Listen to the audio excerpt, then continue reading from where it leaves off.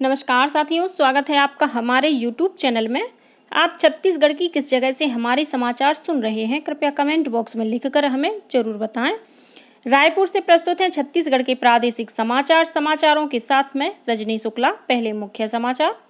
बेमेतरा जिले की special blast factory में हुए विस्फोट के मामले में पुलिस ने कंपनी के पदाधिकारी और अन्य के खिलाफ FIR दर्ज की। राज्य सरकार के मंत्रियों के लिए गुड गवर्नेंस पर IIM रायपुर में आज से 2 दिन का प्रशिक्षण कार्यक्रम आयोजित किया जाएगा। प्रदेश में भीषण गर्मी के मद्देनजर राज्य शासन ने स्थगित किए समर कैंप और दक्षिण पश्चिम मानसून ने कल केरल में दी दस्तक। अब समाचार विस्तार से। बेमेतरा जिले की स्पेशल ब्लास्ट फैक्ट्री में हुए विस्फोट के मामले में पुलिस ने कंपनी के पदाधिकारी अवधेश जैन और अन्य के खिलाफ FIR दर्ज कर ली है। बताया जा रहा है कि विस्फोटक सामग्री के रखरखाव में चूक और सुरक्षा मानकों में कमी को लेकर अपराध पंजीबद्ध किया गया है। गौरतलब है कि बीते 25 मई को बेमेतरा के बोरसी स्थित बारूद फैक्ट्री में विस्फोट होने से एक मजदूर की मौत हो गई थी, जबकि 8 अन्य मजदूर अभी भी लापता हैं। राज्य सरकार के मंत्रियों को गुड गवर्नेंस का प्रशिक्षण देने के लिए रायपुर स्थित IIM में आज 31 मई और कल 1 जून को 2 दिवसीय प्रशिक्षण कार्यक्रम का आयोजन किया जाएगा। इस कार्यक्रम को चिंतन शिविर का नाम दिया गया है। इसमें देश भर के उच्च संस्थानों के विषय विशेषज्ञ व्याख्यान देंगे। प्रदेश के मंत्रियों को व्याख्यान देने वालों में छत्तीसगढ़ कैडर के सेवानिवृत्त IAS अधिकारी BVR सुब्रमण्यम भी शामिल होंगे। श्री सुब्रमण्यम फिलहाल नीति आयोग के CEO हैं। वे विकसित छत्तीसगढ़ के 10 वर्षों के विजन पर मंत्रियों से बात करेंगे।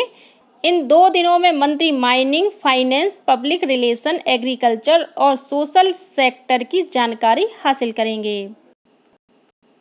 अमृतकाल छत्तीसगढ़ विजन 2047 डॉक्यूमेंट तैयार करने के लिए कल नवा रायपुर स्थित राज्य नीति आयोग के सभाकक्ष में वर्किंग ग्रुप के अधिकारियों की बैठक हुई। बैठक में राज्य में मृत्यु दर कम करने, राज्य को एनीमिया मुक्त करने, केंद्र सरकार की योजनाओं से लाभान्वित करने, ट्रेनिंग संस्थाओं की गुणवत्ता सुधारने, रिसर्च संस्थानों पर जोर देने, टीकाकरण, मेडिकल टूरिज्म हब बनाने सहित अन्य महत्वपूर्ण विषयों पर भी चर्चा की गई। उच्चतम न्यायालय द्वारा देश भर में 29 जुलाई से 3 अगस्त के बीच विशेष लोक अदालतों का आयोजन होगा, जिसमें छत्तीसगढ़ के दुर्ग जिले से संबंधित 22 प्रकरणों को निराकरण के लिए चिन्हित किया गया है। विशेष लोक अदालत में न्यायालय के समक्ष रखे जाने वाले इन प्रकरणों के लिए जिला और सत्र न्यायालय दुर्ग में पूर्व बैठक आयोजित जाएगी, जिसमें वरिष्ठ न्यायाधीश द्वारा आपसी सहमति से राजीनामा का प्रयास किया जाएगा। बिलासपुर जिले के ग्राम बीजा के कोटवार पर आरोप है कि उसने जमीन विवाद को लेकर पूर्व महिला सरपंच के ऊपर ट्रैक्टर चढ़ाकर उनकी हत्या करने की कोशिश की। यह महिला बालका कोल गांव की सरपंच रह चुकी है। गंभीर हालत में महिला को बिलासपुर रेफर किया गया है। इस घटना से आक्रोशित लोगों ने तखतपुर थाने का घेराव किया, जिसके बाद पुलिस ने कोटवार पर हत्या की कोशिश करने का मामला दर्ज कर लिया है। वहीं 4 अन्य लोगों के खिलाफ भी FIR दर्ज की गई है। अंबिकापुर केंद्रीय जेल में बंद एक कैदी कल फरार हो गया। कैदी की तबीयत बिगड़ने पर उसे केंद्रीय जेल से मेडिकल कॉलेज अस्पताल ले जाया जा रहा है। तभी रास्ते में ही यह कैदी एम्बुलेंस से कूदकर भाग गया। जेल प्रहरियों ने इस मामले की पुलिस में शिकायत दर्ज करा दी है। वहीं जेल अधीक्षक ने दोनों प्रहरियों को लापरवाही बरतने पर तत्काल प्रभाव से निलंबित कर दिया है। जैसलमेर में पदस्थ सीमा सुरक्षा बल BSF के एक जवान सेवक राम कोर्राम की ड्यूटी के दौरान तबीयत बिगड़ने से मौत हो गई है। यह जवान धमतरी जिले के ग्राम बरबांधा का रहने वाला था। जवान की तबीयत बिगड़ने पर उसे दिल्ली के एक अस्पताल में भर्ती कराया गया था, जहां उनका निधन हो गया। इस जवान के पार्थिव शरीर को उनके गृहग्राम बरबांधा लाया गया, जहां पूरे राजकीय सम्मान के साथ उनका अंतिम संस्कार किया गया। जवान को श्रद्धांजलि देने के लिए क्षेत्र की विधायक सहित स्थानीय लोग बड़ी संख्या में मौजूद थे। सेवक राम कोर्राम करीब 26 साल से BSF में अपनी सेवा दे रहे थे। भिलाई में क्रिप्टो करेंसी और शेयर बाजार में निवेश का झांसा देकर 2 लोगों से करीब 1.25 करोड़ रुपए की ठगी का मामला सामने आया है। जानकारी के अनुसार चंदू लाल चंद्राकर मेडिकल कॉलेज में आई डिपार्टमेंट की HOD डॉक्टर लिपि चक्रवर्ती ने क्रिप्टो करेंसी में निवेश के नाम पर 58 लाख रुपए गंवा दिए। वहीं BSP के सेवानिवृत्त अधिकारी प्रलेश शांति बसु से शेयर बाजार में निवेश के नाम पर 1,26 लाख रुपए की ठगी कर ली गई। बताया जा रहा है कि दोनों ही मामलों में ठगों ने लिंक भेजकर ऐप डाउनलोड कराया और इस ऐप के जरिए ही उनसे ठगी की। ठगी का एहसास होने पर दोनों पीड़ितों ने संबंधित थानों में शिकायत दर्ज कराई। वहीं जसपुर पुलिस ने प्रधानमंत्री आवास योजना के नाम पर 1,34,000 रुपए की ठगी करने वाले 2 फरार साइबर ठगों को गिरफ्तार किया है। इन आरोपियों ने PM आवास के नाम पर धोखे से बायोमेट्रिक फिंगर मशीन में अंगूठा लगवाकर लोगों से लाखों की ठगी की है। धमतरी जिले में संपत्ति विवाद को लेकर 2 अलग-अलग मामलों में 2 व्यक्तियों ने अपने अपने पिता की हत्या कर दी है।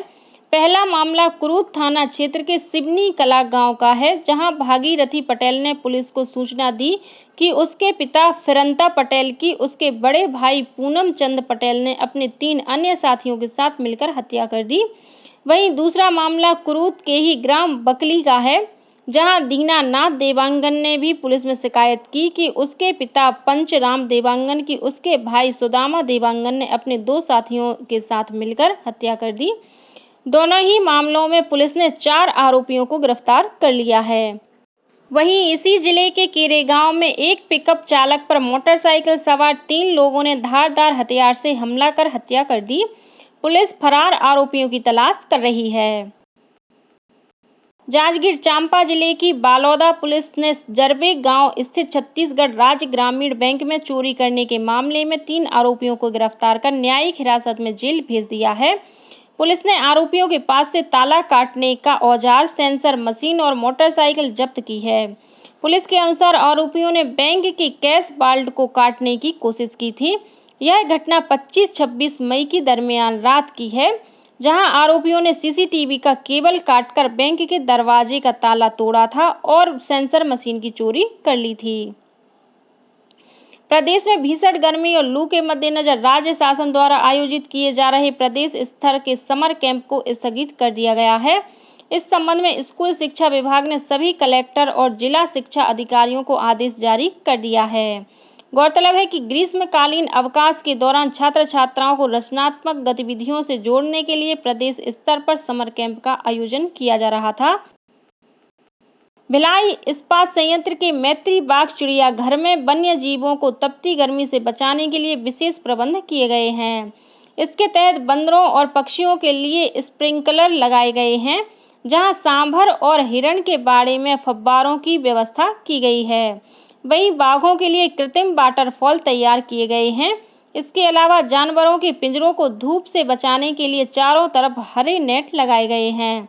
उद्यानिकी विभाग के उप महाप्रबंधक और मैत्री बाग प्रभारी डॉक्टर नवीन कुमार जैन ने बताया कि जानवरों के खाने पीने में भी मौसम के अनुरूप बदलाव किए गए हैं, जिससे उनके शरीर में ठंडक बनी रहे और उनके स्वास्थ्य पर प्रतिकूल असर न पड़े। उन्होंने बताया कि मैत्री बाग चिड़ियाघर में वर्तमान में करीब 340 वन्य प्राणियों को रखा गया है। दक्षिण पश्चिम मानसून कल केरल पहुंच गया है और पूर्वोत्तर के अधिकांश हिस्सों में आगे की तरफ बढ़ गया है। मौसम विभाग के महानिदेशक मृत्युंजय महापात्र ने बताया कि मानसून निर्धारित तिथि 1 जून से 2 दिन पहले ही आ गया है। इस बीच छत्तीसगढ़ में अभी भीषण गर्मी का दौर जारी है। कल प्रदेश में सबसे अधिक तापमान रायपुर जिले में 45.7 डिग्री सेल्सियस दर्ज किया गया। वहीं बिलासपुर का अधिकतम तापमान 45.2 और कोरबा में 45.1 डिग्री सेल्सियस दर्ज किया गया। राजस्थान से आ रही गर्म हवाओं के कारण छत्तीसगढ़ के अनेक भागों में ग्रीष्म लहर चल रही है। वहीं मौसम विभाग ने आज प्रदेश के रायपुर, दुर्ग, बिलासपुर, राजनांदगांव, जांजगीर चांपा, कोरबा, बलौदाबाजार, भाटापारा और महासमुंद सहित 17 जिलों में लू चलने की संभावना व्यक्त की है। वहीं आज उत्तर और दक्षिण छत्तीसगढ़ के 1-2 स्थानों पर हल्की वर्षा होने या गरज चमक के साथ छींटे पड़ने की भी संभावना है। और अब कुछ अन्य खबरें संक्षेप में। एंटी करप्शन ब्यूरो ने अंबिकापुर के मुख्य डाकघर पर छापामार कार्रवाई कर पासपोर्ट वेरिफिकेशन के नाम पर 8,000 रुपए की रिश्वत लेने के आरोप में जूनियर पासपोर्ट असिस्टेंट को गिरफ्तार किया है।